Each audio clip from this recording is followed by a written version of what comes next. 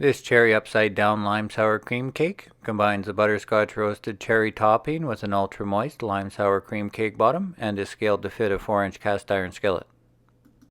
To make the roasted cherry topping, melt 10 grams butter and mix with 10 grams brown sugar. Spread on the bottom of the skillet and add a layer of Bing cherry halves cut side up to fill the skillet.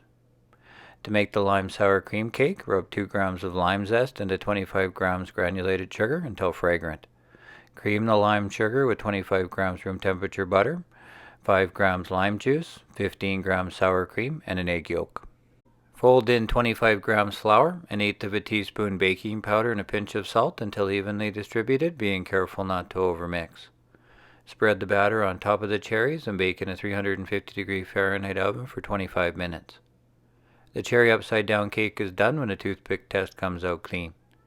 Wait about 10 minutes or until the skillet is cool enough to handle, then use a small palette knife to free the cake from the top and sides, then invert it onto a plate. Serve with a scoop of ice cream.